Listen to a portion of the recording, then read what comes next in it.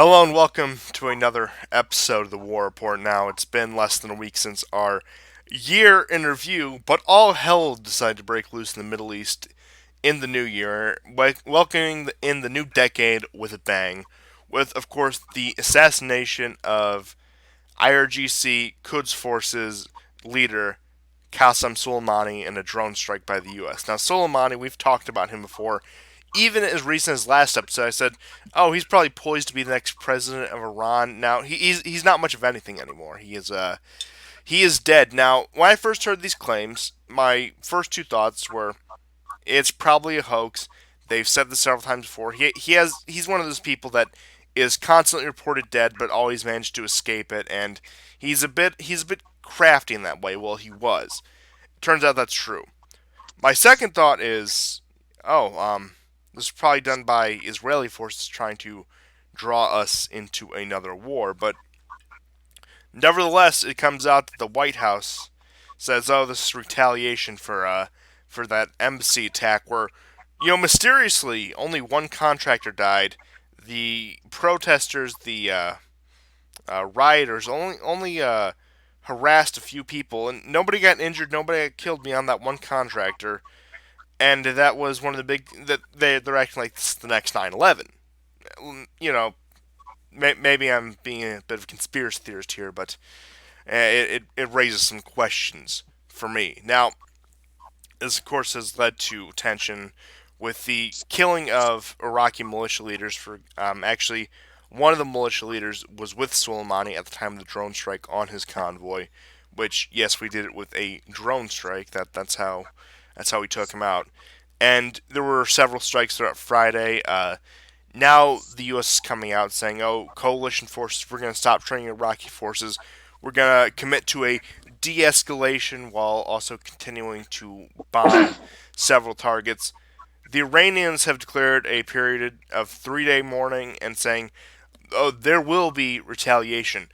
We will strike back." And they're saying it won't be reckless like those Americans. We're going to be calm and calculating about this. And Soleimani's replacement is his longtime deputy of 21 years. So what we did is enrage the Iranians with no discernible benefit to have him replaced with someone who is probably, at that point, if you're spending 21 years with him, just as good as him. I doubt that the top military strategist in the country would keep someone on with him if he thought they were incompetent or unworthy of succeeding him. So what we have here is probably the biggest escalation in the past, hell, I'd say decade. Definitely more than the Syria strikes. Definitely more than any other Iran policy we had. You can compare this probably to Libya, but with higher stakes. And for the longest time, I said all throughout last year, there's probably not going to be a war with Iran because there's no political capital for it. No, the people wouldn't support it. But lo and behold, this curveball comes out of nowhere, and the American public, no surprise, seems rather apathetic about that. Now, we can wait until the gas prices spike to see how that changes, but for now, it seems like Trump has all but, I wouldn't say started a war with Iran, but I would say he's more likely started Iraq War 3 that'll have side theaters in Syria, Yemen, and Lebanon. Yeah, I tend to agree with you as well. I think the battle between America and Iran is going to go on for a good bit longer. I think this is more about, from an American perspective, taking Iraq away from Iran. That's not going to be easy to do since the Shia population in Iraq is very significant, and it's interesting that this, what led up to this, not saying it was a reason, were the massive protests, against the government, against, so-called Shia control. But we should also remember that there were protests counter to those. It's also interesting to note that these precision attacks by American drones over a 2 or 3 day period were woefully absent during the rise of ISIS. One of the things that I think everybody has noticed is that since 2011, the amount of Islamic terrorist groups has skyrocketed, as has special ops.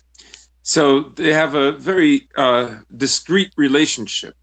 Um, and you can see, we've seen it all along for years now in Syria, when and where and why America will and will not attack ISIS or will attack forces that threaten ISIS and ISIL.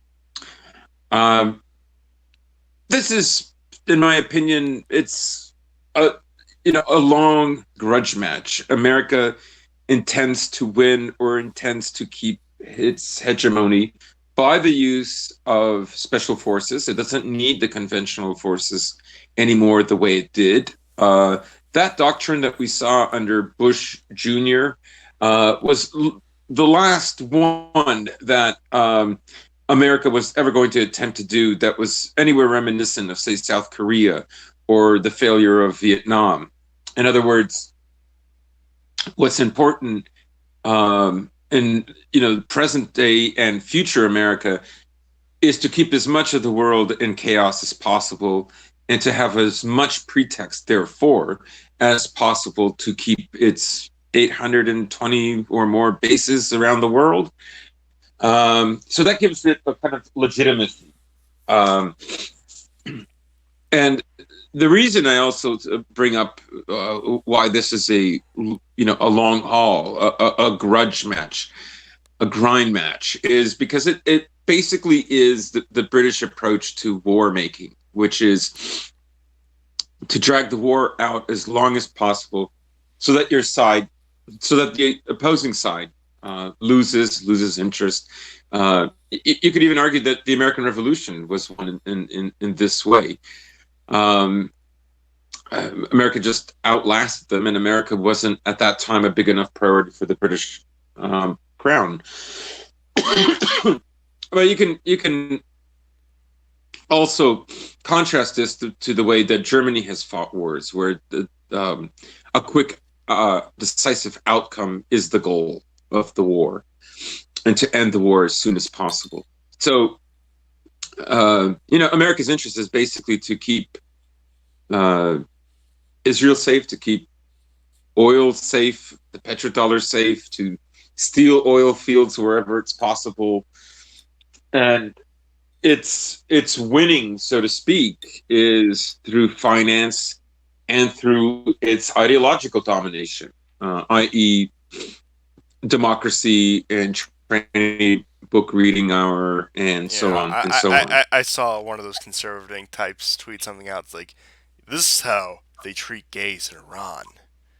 And of course, it was a photo of an execution, which I believe that particular one was over a child molestation case, but whatever. But yeah, it goes back to, if you don't accept 2019 liberalism, then you might as well be I don't know, insert the boogeyman of hell, 2020 liberalism. Look at where I am. You Yeah. know, like I would be shot under the current system if it comes to it. But well, that's aside the point. Joking aside, but yeah, you make a good point. It's about stretching this out as long. Of course, there's the profit motive, and there is just, I mean, it's fundamentally just like a brain dead version of colonialism. You made the point, like, yeah, the Germans, a lot of other powers, like, it's about winning wars quickly and efficiently, just getting it done and having the most effective results, versus, again, the more Anglo-American point of view, where you're just supposed to draw it out as long as you can, because yes, you have the resources, you're the wealthiest power, you have the navy. You can fight this war as long as you want to. Hell, make the money off it. Do all these things, but uh, yeah,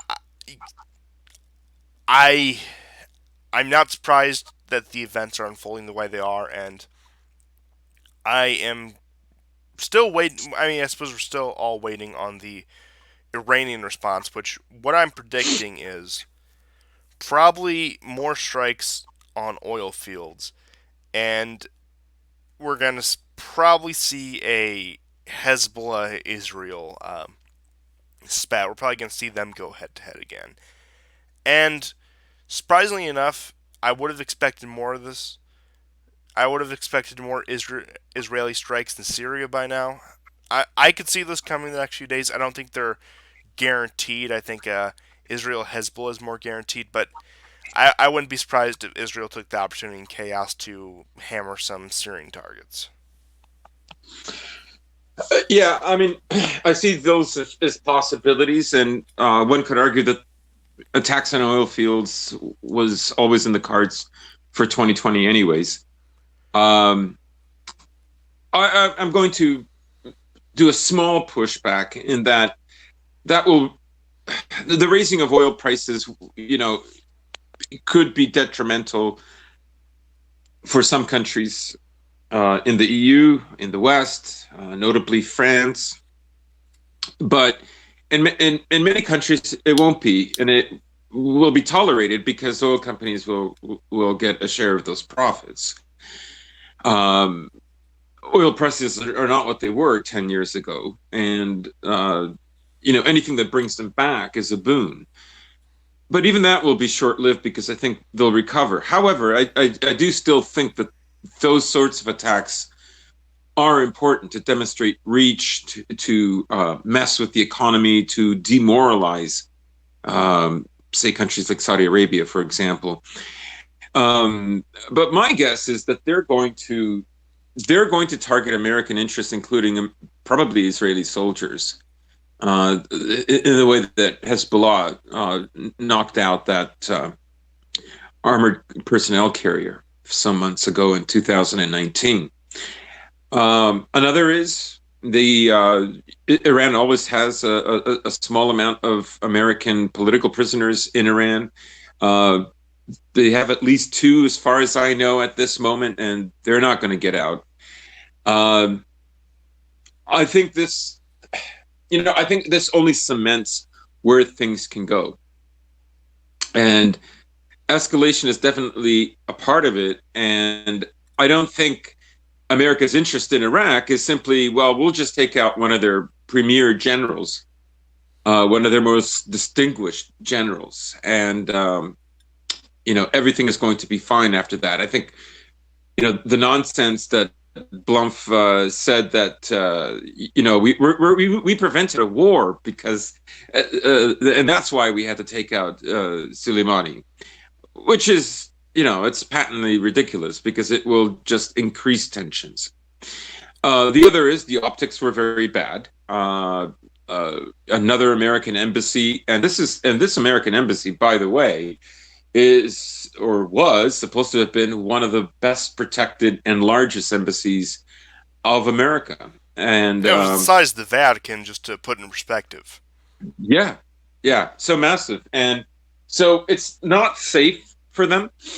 Um, you could argue that if things don't go right, who knows? I don't think there's going to be an America withdrawal. Like I've said many times before, America uh, can never leave the Middle East or Afghanistan. That's not possible. The obligations that it has as an empire dictate that that's not going to happen. And as I've said in the past, that if they leave, you already know that America as an empire is over.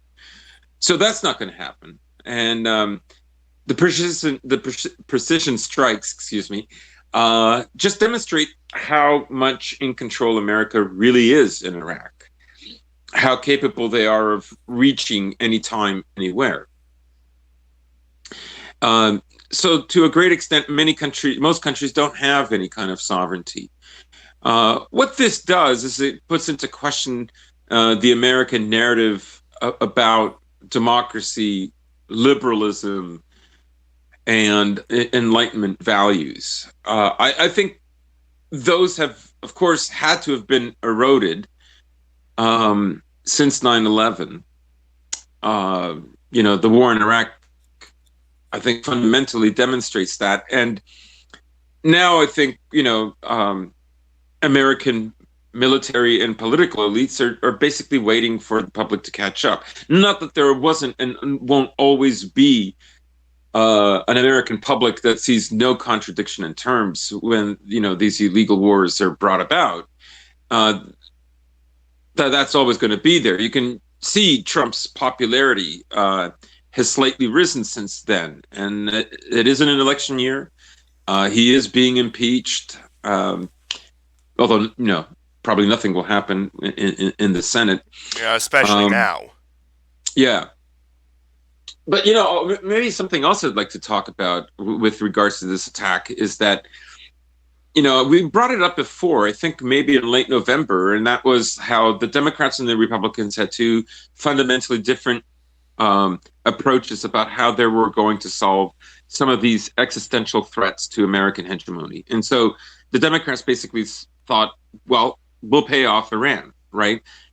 Maybe by being good to Iran, Iran's, paused youth, whatever number that happens to be, will, eventually change things in Iran. Yeah, I mean, in retrospect, the Iran deal, the JCPOA, was a direct attack on Russia's southern flank, which is rather ironic seeing as how ardent of advocates the Russians are for that deal. Yeah, you mean to say that the Iran deal was something that Russia should not have been in favor? I can see why they're in favor of it, but you could tell Obama's intention going is his administration's intention was to a soft conquest of Iran, to put it completely in the Western sphere, which Right, right, okay. in the end would have probably been worse for Russia than the deal falling apart. Yeah, I see what you mean. Because Russia doesn't really have to worry about. Um, they do, but not really the way other countries have to worry about existential military threats. NATO and Baltic countries and Poland can, have as many American troop rotations, and they can install as many missile silos as they like. Those missile silos are going to be countered, and frankly, the NATO forces are so minuscule that Russia, I don't really think, feels that threatened by them at all. What threatens Russia are, of course, the liberals within Russia and traitors. And I think so. To move this back to Iran, I think the approach was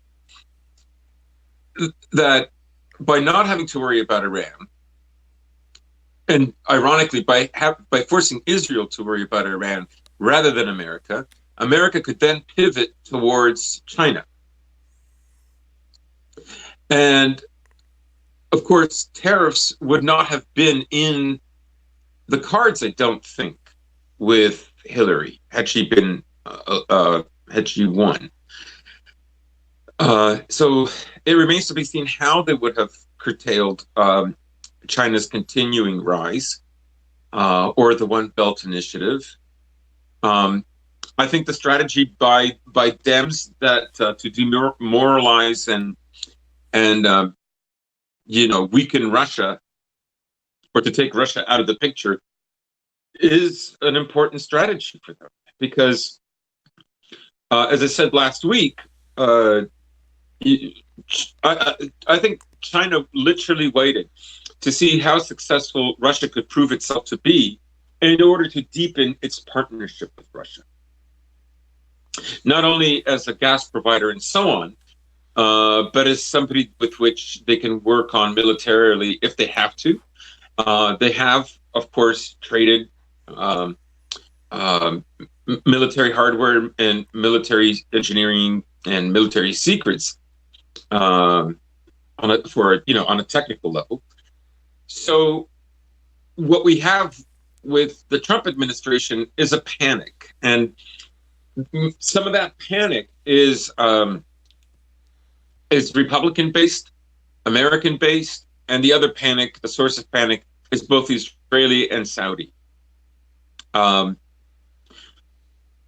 The panic is that there isn't enough youth that can fundamentally change Iran, and that Israel simply can't wait for this slow, gradual process to take place.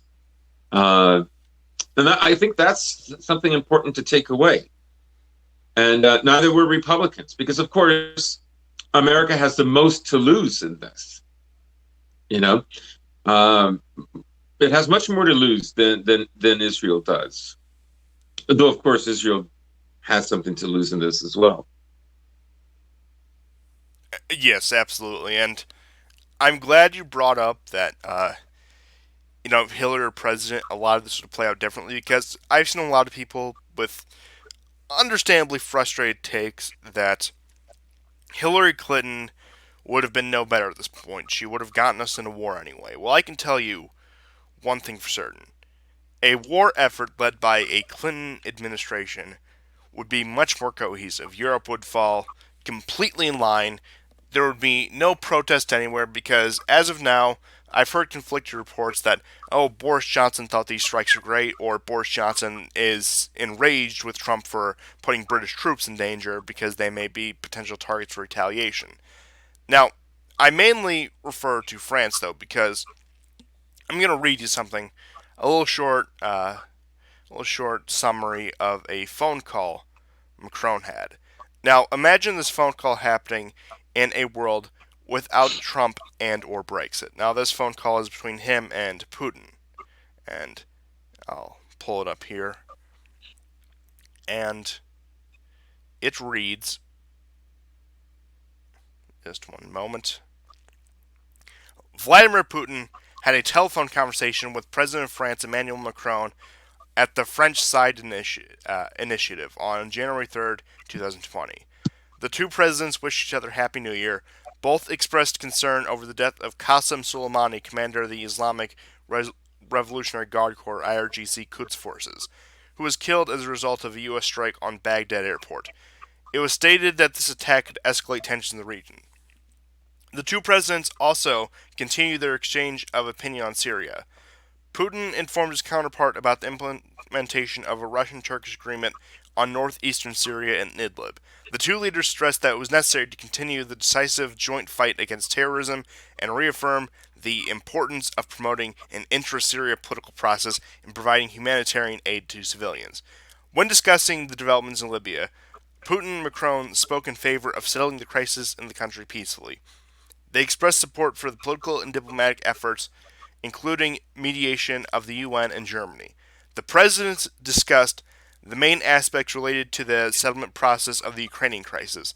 They emphasized the importance of consistent implementation of the Minsk agreements and the agreements reached at Normandy formal summit held in Paris on December 9, 2019. They praised the exchange of prisoners between Kiev and Donbass, which took place on the 29th of December 2019, and signing of a package deal on transferring Russian gas to Europe via Ukraine at the end of 2019.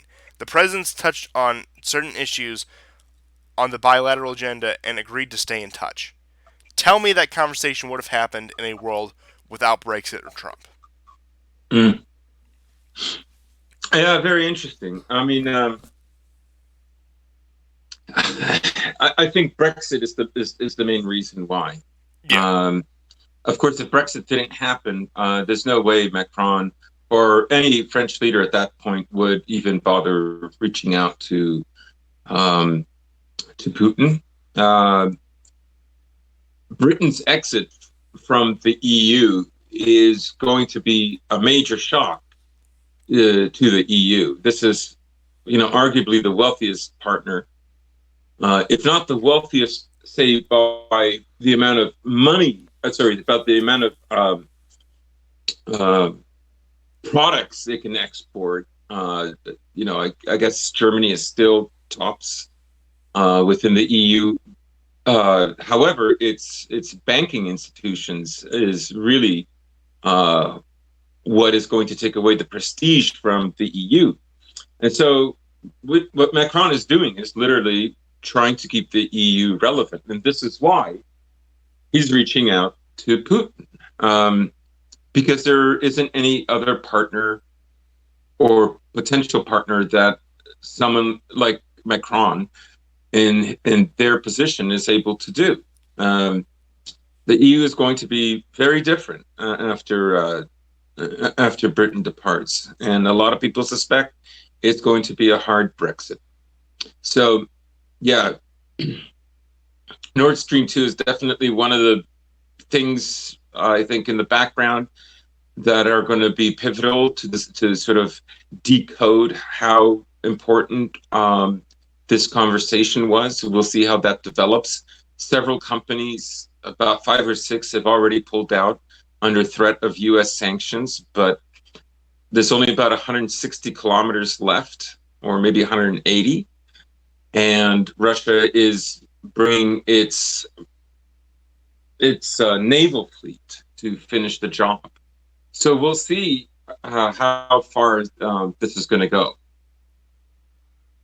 Yeah, and just that would give you a perspective of where France stands, especially on the Soleimani issue. Whereas Germany came out and said it was a justified response to provocations by Iran. Now, I wouldn't say I'm surprised by this, but I would say like it caught me a little bit off guard considering the fact Germany has been making the shift away from the U.S., but shows as long as they're in line with the liberal or neoconservative policy, Germany will also fall right back in line. But other than that, the international powers have mostly expressed concern. I haven't heard much positive beyond Israel and Saudi Arabia and possibly the UK, depending on which reports you believe. But I suppose that is that's how the media works for you. You hear both things. Now, I'm more inclined to believe that Johnson was probably frustrated with this because of the British troops in the region. I believe specifically Kuwait, some places in Iraq. But yeah, I could definitely see the concern that the British would also be a primary target in all of this. But uh, yeah, just going on. A lot of the response to Soleimani has been uh, oh, it's so great that this guy who was worse than Bin Laden because we just figured out who he was assassinated. Trump's really making America great again. Now, I find the moralizing interesting because let's just set the record straight. There are no honorable major. I wouldn't say honorable, but there's no good major figures in the Middle East. None of them are moral and upright and would definitely do the right thing and not do anything underhanded. They all behave like that. That's mostly politicians, but especially in that region. You have to fight dirty if you want to stay alive. That's why Israel does it. That's why Saudi Arabia does it. That's why Iran does it. They're really no different than each other. But the moralizing, like, oh, he was a terrible man, we had to kill him before he took any more lives, is a bit of a ridiculous statement because, number one, he'll just be replaced by somebody exactly the same. Number two, is killing people just as bad, if not worse than him. Number three, you're inserting this, like, very black and white moral framework into it when the question should be is what did this serve, who did this benefit, and was it worth doing it and why? And frankly, I can't find any answer that were it would benefit actual American goals. Now, of course, it would benefit the goals of the neoconservatives and the people in charge of the American empire. But again, going back to American actual American goals, scant to say the least. And a lot of people have cited that, well, he and his militias fought against U.S. troops in Iraq. Now, granted, that is true. Granted, he objectively is responsible for American deaths. But that begs the question, why the hell were we over there in the first place? Which I think is a question that has been raised a lot. Point being is, yeah, Soleimani, he did take hostile action against the United States, but it would have never happened if we didn't get into these fucking pointless wars. Yeah, you see these boomer takes, even by relatively young people who say, pretty sure it's against the law to attack an embassy. It's like this is coming from a citizen of a country that like literally lied to destroy another country and kill a million people. Like, shut the fuck up. Yeah, it's like why the hell do we have an embassy in an active war zone? Like we had the common sense to evacuate our embassies from Syria after Benghazi, which has been brought up a lot, which I want to get into. We had the common sense to evacuate our embassies and consulates from Libya. Do we have diplomatic posts in Somalia? Now, of course, we have formalized diplomatic relations with these nations, but we realize it's too dangerous to have diplomatic personnel on the ground on a day to day basis. Why is Iraq, which has been at war for almost the past 17 years, the exception to that? Hmm. Yeah. And yeah, I'm gonna throw a challenging question to the boomers. I know that a lot of Republicans, a lot of especially older Republicans, really are a fan of Ronald Reagan. They think he's probably one of the greatest presidents ever. Now, a lot of them will now say Trump is better. Well, it reminds me of something that happened, a similar situation Ronald Reagan was put in this little city called Beirut. You may have heard of it, maybe not. It turns out both a Marine base and a U.S. embassy were attacked by people in Lebanon. You know what Reagan's response is? We need to get the hell out of here because it is way too dangerous to stay here. He didn't have any retaliatory strikes on any Lebanese figures. He didn't increase the troop amount. He didn't do anything like that. No, Reagan, for all the criticisms you can give him, I think his foreign policy, barring some of the Afghanistan stuff, actually all of the Afghanistan stuff, was probably the most sane and sensible we've had in the past half century. He had the common sense to get out of there. He had the sense to realize there's nothing to be gained here. And frankly, if Trump wants an out, which at this point I don't think he does, but if any major Republican now, whether that be Rand Paul or any of these other anti-intervention Republicans, want to really make this point, bring up Reagan and watch them try to refute it because that will be fun at the very least. Now, granted, it won't convince them; they'll stick to their guns on this issue because I mean, it's neoconservative policy. Of course, they will. But if you really want to challenge somebody, bring up Beirut in the '80s. Bring up Reagan's actions. Right. Yeah. Um, yeah. I mean, that was a kind of. I mean, I remember when the attack happened on the base in Lebanon that killed hundreds of American I think servicemen. 237 is the figure. Yeah, it was. Yeah, definitely. That was like a shock. Uh, Few people could really believe what had happened, and I mean, I can see why. America in the '90s would have a neocon. PNAC would have arisen, especially after the dissolution of the Soviet Union.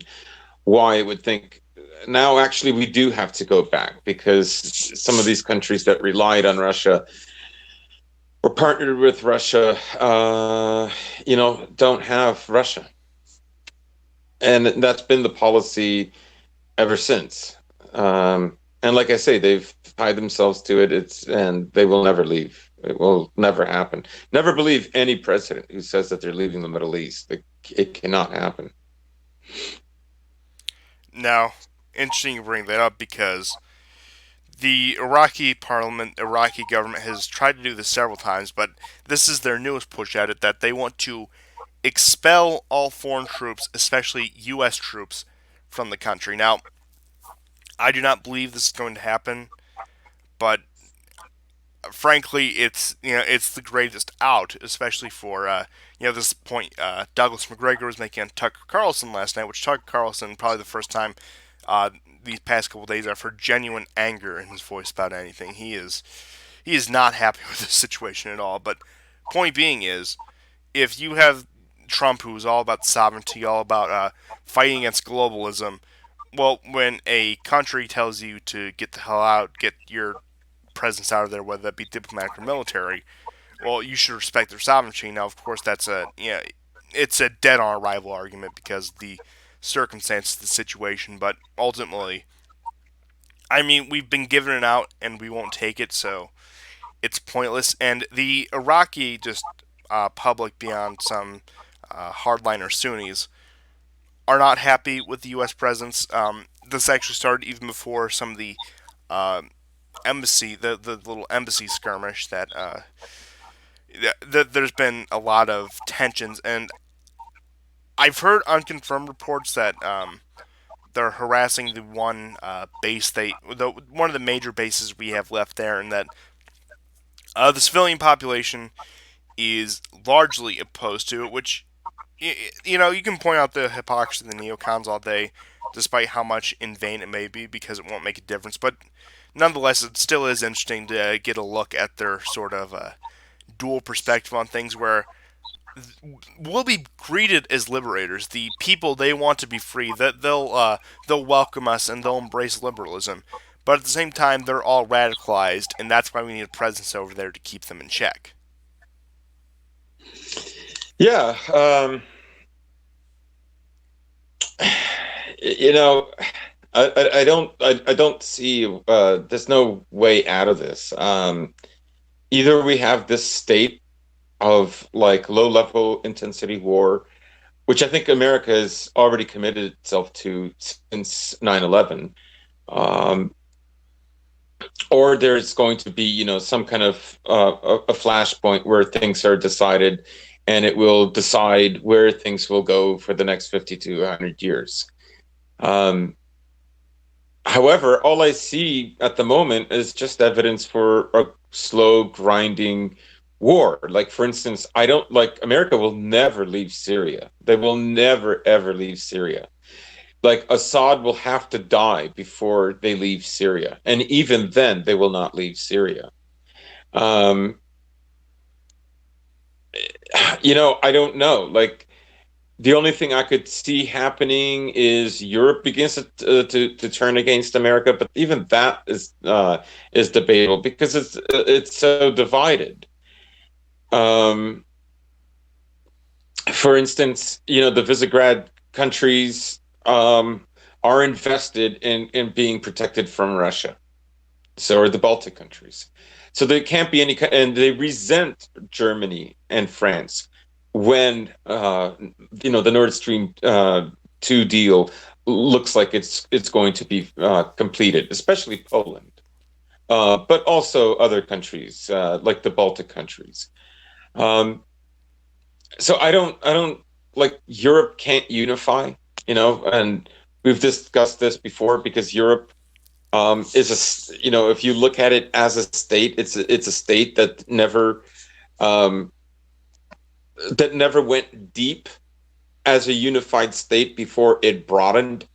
And after Brexit, who knows what's going to happen? Um, yeah, and European companies are intimidated by America. They one by one, all of them have folded. They're not going to um, garner any kind of American sanctions by remaining with Nord Stream 2. I do think Nord Stream 2 is still going to be completed, but anyhow, I don't want to wander off topic. The thing is only something developing internally within America can change America. There's no external threat that can do this. Yeah, and And go ahead. like Russia and China are a challenge, and Russia and China can set up and are setting up an alternative system. But that alternative system, no matter how multipolar it gets, isn't going to dethrone like American hegemony. It won't do it. Like and the telltale signs that America is in decline like are there. It's just that I think it's going to take a very long time.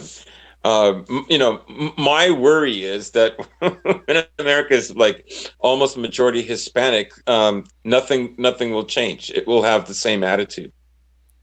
It'll be a constitutional republic with Aztec features.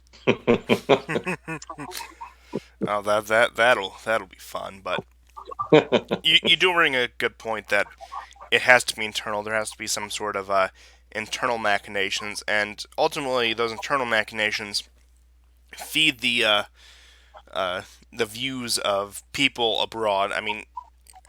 I think as cliche as it sounds, Trump's election is a good example with some of the European countries drifting away from the United States now. I think at this point it would take more than just a controversial figure who ultimately follows the establishment line getting elected. But there's potential there. There's something there going on there. But at the end of the day, it will take something internal. It will take some sort of a. Again, I think you summed it up pretty pretty to the point. But I I in terms of countries that have defied the U.S., in terms of countries that have pretty much gone completely against the U.S., barring the Libya stuff, I wonder what Turkey's reaction will be to this Iran stuff. Because you have to remember, they were not on friendly terms during the initial Turkish intervention into Syria. That's since calmed down, but Turkey has taken the heavy US, anti-US stance in the Middle East for the past few years now. I mean, even going back to the initial invasion of Iraq in 2003, they grounded U.S. planes and said they wouldn't allow their airfields to be used to bomb Iraq. And I'm curious if the U.S. increases pressure in the Middle East. I could see Turkey, like, of course, not going to war with the U.S., but actively working against U.S. interests, quote unquote U.S. interests in the region, even more than they already are, and actively cooperating with the Iranians. Hmm. Yeah, I think you know, for me, it's kind of difficult to predict what could happen. I don't know. My perspective on this is that uh, what we saw take place the last 48 hours is not going to fundamentally change Iran. Like it won't fundamentally change anything. Even as much as he was an important part of Iranian power, and you know, it's especially an important figure in the fight against ISIS. The you know the truth is it isn't going to fundamentally change anything. Um, I wonder exactly how much more Iran can take because the I guess with Trump's election, um, basically the new approach is that they're going to starve them. They're going to do whatever it takes for that regime to crumble. Well, I mean, America calls it a regime. Yeah. Um, Um, I'm curious. I brought this up the other day on our year in review stream, and it's come out now, especially after his death, that Soleimani was a pretty massively popular figure in Iran, yeah. regardless of your political views. He had like an 82% approval rating. And I said he was probably poised to become the next president and take the country in a different direction, maybe less away from the theocratic sort of setup, but like sort of a strongman nationalist sort of system that you see in Syria or Iraq under Saddam Hussein. I'm wondering if the assassination didn't have as much to do with his military actions as it did his political aspirations for the upcoming years. Hmm. Yeah. Actually, there's some news that has come in. Um, there's been some rocket attacks uh, that have occurred. Rocket attacks target U.S. Embassy military base in Iraqi capital. So the escalation continues. It's not known who fired the rockets. Uh, Anyways, I just wanted to bring that up. You, you But know, yeah, fair enough. Now, my guess is probably like I believe it's like Kataib Hezbollah, which is the main Iraqi Shia militia. But of course, the Sunni extremists are going to take advantage of this. Saudi Arabia is going to, of course, continue pouring money into them, and of course the other Gulf states, maybe barring Qatar. But I'm curious how cooperative the Sunni extremists will actually be with American forces. Now, of course, they view Iran as threat number one. They want the destruction of Iran, whether they go down to their own personal ethno-religious feuds or some belief about religious prophecy. it's a mixture of the two. There's other reasons as well. But I'm wondering how sympathetic they'll be towards the U.S. troops. Could it be that the U.S. gets embroiled in an Iraq War 3.0 war and any of these other theaters fighting against these pro-Iranian Shia groups, and all of a sudden we get attacked by the Sunni militants too? Or I, I mean, because Mhm, mhm. the Sunni militants have much less intelligent leadership. They're much more radical about these things, and that's why most suicide bombers are from the Sunni militant groups like Al Qaeda, like ISIS. My question is, are they going to be able to control themselves enough to actually be a quote unquote ally of the U.S. in this, or are they just going to attack anyone they see as their enemy? Right. And one of the invariables of radical Wahhabis is that some of them, after they realize that they've been duped and working for U.S. interest and Israeli interest, then take it out on Western populations. Like, and that seems to happen pretty frequently. Um, I do think, though, there is a contingent that's very aware that their governments do work with Israel and with America against Iran. A lot of Sunnis who have this kind of rabid hate for the Shia, who even believe like Shias run the Arab world or some kind of nonsense, uh, are glad to do so. And the curious thing about ISIL, for instance, is that it, except for once, it never attacked Israel, and when it did, it apologized. So it's hard to say. I think America is worried about redeploying thousands of troops, because it would literally take thousands and thousands of troops in order to take back Baghdad in some kind of way. Um, Really, their only option now that the precedent has been set is that they continue drone striking indefinitely until they drone strike until they get the leadership they want. So yeah, I don't think they really want to go back in. That doesn't mean it won't happen, but I don't think they do. And I think you raised a really good point that it may actually unite them, or Sunni and Shia might avoid targeting each other and focus on targeting Americans. Because after it's all said and done, all they know now is that America literally destroyed their country. There would have been life after Saddam. Like, perhaps something else could have happened. You know, many times these countries go through a fundamental change. Even if it's a short period of time, they do. When one of the illustrious leaders happens to die, but they don't go through a change the kind that happened in 2003, and they've never recovered since then. So Yeah, there's been no unifying figure, whether that be through the threat of force or through more of a charisma or an actual unifying character. But uh, yeah, and I think Iran, in some ways, is fine with that. The more balkanized that Iraq is, the better that suits Iran and America. oh yeah, I mean it's interesting because a lot of the things that's been dug up since the assassination is they show all these early battles in Afghanistan or Iraq where U.S. forces are actually cooperating with the IRGC, specifically Soleimani's forces, against Saddam or these Sunni extremists or the Taliban or Al Qaeda. It's a very interesting thing to see in retrospect. Right, and even Saddam was a friend at one time. Yeah.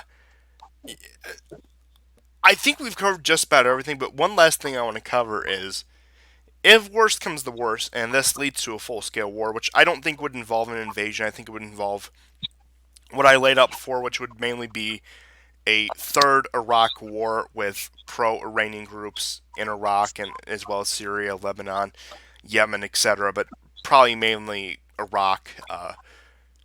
What this would do in terms of refugee and migrant crisis, I mean, you talk about like yeah shifts in Europe. Well, a third or fourth, I can't even remember which one we're on. Migrant crisis might do just that, especially with the symbolic Trump in office, who's like well, look, I'm going to defend the southern border, which he hasn't, and oh, look at Europe, they're falling to migrants. Now, if I were in charge and people like me were in charge, that wouldn't happen. I mean, I could see one thing that could drive a rift between the U.S. is another migrant crisis. This is going to make people like Orban much more popular. Probably make him look more like a middle of the road or some of the figures that might come out of this if worse actually does come to worse. But yeah, you could see a resurgence of this sort of populist wave that didn't die but simmered down in Europe over the past year or so. If if they commit to another war and refugees and migrants from whether that be North Africa or the Middle East or wherever start flooding in again. I think you made the point like Western Europe's going to have to bear the burden of most of these refugees, but I mean they're going to tear their way across Eastern and Southern Europe getting there. We've seen that. I mean we've seen that just recently, and hell, you think Hungary's going to be the only country to the wall by the time that's all done? Yeah, great point.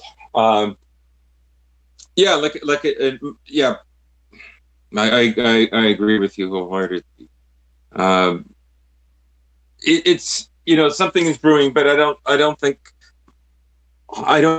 the world is like I don't think the major powers are in a mood for a major war. Not yet, anyways. I think the doctrine of chaos and the doctrine of special forces is a way forward for America, given its circumstances. Um, everything now will be soft power and covert power. Yeah, I think the U.S. administration, the deep state, as it were, surprisingly enough, actually learned their lesson from Afghanistan, Iraq, and Syria, and are slowly but surely adapting to this asymmetrical or fourth generation warfare, as it were. Now, I think it's too little too late for a conflict that really we shouldn't even be in, but nonetheless, it's happening. Yeah, I mean, I just wish I was better at prognosticating about when that would come.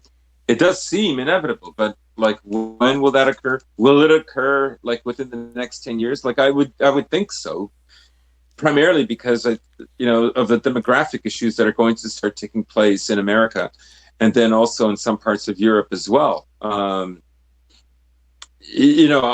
very sure the analysts at the Pentagon and the CIA are having to think like, have we got the non-white demographics on board with like America since 1991 or America since 2003?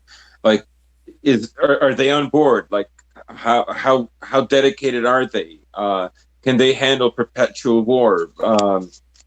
These are all important questions, right? And I think also that's one of the reasons why you see maybe the popular rise of socialism is that, how do you expect this economic segment of the population to fight your future wars, since the founding stock is going to be replaced, um, with like, I don't know, minimum wage jobs? Like, you're going to have to do better. You're going to have to provide services, and that's also another transition that I see happening that works in tandem with American foreign policy. Right? That's just socialism on that level. It's just being realistic. Um,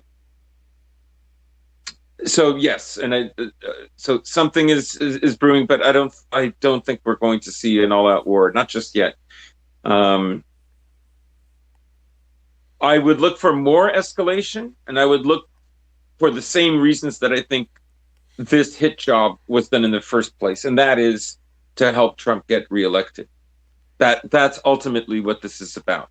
It's to avoid a full scale war, avoid the body bags before November 2020, but keep the attacks going, and divert attention, negative attention from impeachment and other issues. Yeah, I mean, again, I said a while back that Trump's liable to pull Bill Clinton and take some military action to take heat off his impeachment, and that may sway a few things. Hey, Donald, if you do this favor for us, we can make this whole impeachment thing disappear. It'll be very convenient, and I think we're somewhat seeing the fruits of that. I mean, he's pleased the quote unquote deep state. He's pleased Israel and Saudi Arabia, and I think that will pretty much cure the election for him. He's pleased all the power structures that he shook up and angered in 2016 by his initial victory. And I suppose in their eyes, he's made amends for that for taking that final step because he would just go just short of it, but they would want him to take more aggressive action. And lo and behold, we have that more aggressive action. Now, as you said, I think it'll take a quite a while for a quote unquote full scale war to actually come to fruition, and that full scale war will probably look like just more of these pinprick things, but gradually spread throughout the region. Start in Iraq, spread more to Syria, to Lebanon, to any of these other countries, to the Gulf, the Strait of Hormuz. Expect another tanker war, as it were. Expect the U.S. and Iran to start seizing each other's oil shipments. And yeah, as I said, this is not World War III, memes aside, which admittedly I've had a bit fun. It's been entertaining to sort of doomsday post, as it were. But ultimately, like Russia and China are not getting directly involved. They will bankroll this. They will sit back and watch this fire burn if the United States actually goes all the way through with it. But don't worry, none of us are getting drafted.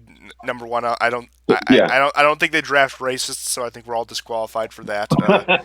I know you're too old and Canadian, so you're out of the question. I'm a Roof flat-footed state. dyslexic, so yeah, I think I'm safe. But ultimately, I don't think any of us are going to die from this, so that's one positive. But yeah, this could very well be the beginning of the end for the American Empire, like where we see things actually start to take a toll. Now, of course, we've seen the empire decline, but we could see people feeling this at home, whether that be through gas prices, whether that be through other economic effects, or that be through just the thought of another Middle Eastern war in small scale as it may be to the American public. Because, yeah, they'll be all gung ho for it first. This always happens when America starts a war. Oh, yes, we're going to go in, we're going to smash those evil America hating terrorists, but give it a year or two or three, they're going to think, what are we doing? Why are we over there? Why are we wasting these billions of dollars and thousands of lives? What have we accomplished? And this may, now I'm not going to say this with certainty, this may be the straw that breaks the camel's back. Right, or it's an indicator that maybe the straw has been broken because I mean it's not unusual for empires that haven't had a challenger that has ultimately destroyed them. That under the weight of their own decline, what happens is the military force, in order to be more flexible because it's broader, um, it has to work more efficiently. It can't afford to hold territory. It turns to a greater dependence on vassalship.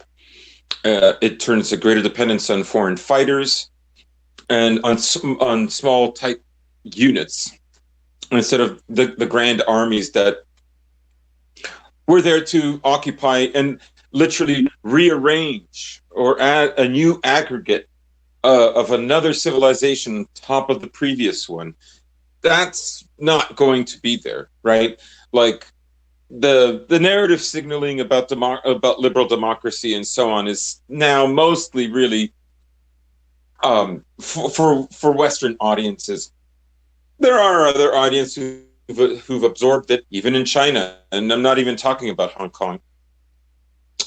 It is a popular notion, but um, you know the next 10 years are going to be very challenging for the West, and people, for right or wrong reasons, will rethink a lot about um, liberal democracies and their effectiveness for governance.